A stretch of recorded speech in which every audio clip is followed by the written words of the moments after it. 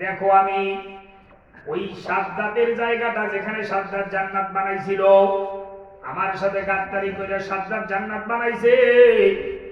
জান্নাতে আমি আল্লাহ থাকতে দেই নাই। সাদ্দাত 1000 বছর আল্লাহ সাদ্দাতকে হায়াত দিছিল। বলেন কয় হাজার বছর? 1000 বছর আল্লাহ সাদ্দাতকে হায়াত দিছে। এর মধ্যে 400 বছর ব্যয় করে জান্নাতটা বানাইছে। নাউজুবিল্লাহ। জান্নাতটা বানাইছে কত কত বছর? 400 বছর। কত বছর? 50,000 মিস্ত্রি দিনে কাজ করত, হাতে কাজ করত 50,000 মিস্ত্রি। কতগুলো? 1 লাখ মিস্ত্রি দিনে কাজ করত সাদ্দাতের জান্নাতের মধ্যে। এক একটা ওয়াল ছিল সাদ্দাতের 8 মাইল লম্বা। কয় মাইল? 8 মাইল।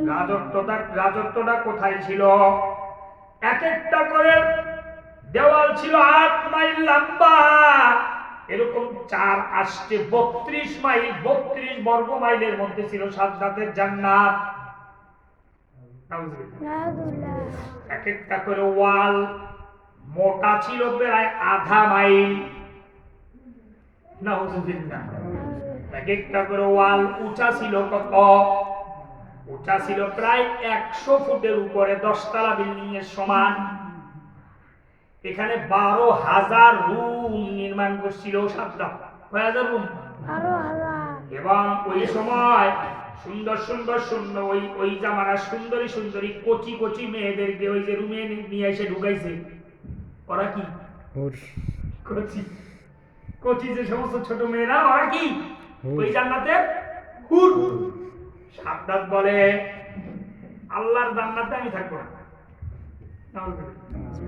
আমি নিজে জান্নাত বানাই এখানে থাকবো। 12,000 হুর। নাউজুবিল্লাহ। 12,000 কি হুর? রুম কতগুলা? 12,000। জান্নাতের এরিয়া কত? 32 মাইল। আর আল্লাহ বলছে আমি আমার সবচেয়ে কম আমল নিয়ে যে গোলামটা জান্নাতে আসবে, এই বান্দা, তাকে যে জান্নাতটা আমি দান করব, ওই জান্নাত হবে 10টা দুনিয়ার সমান। সুবহানাল্লাহ।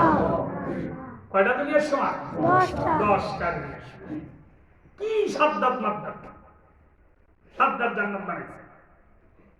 আর আল্লাহ বলছে এই নাফরমান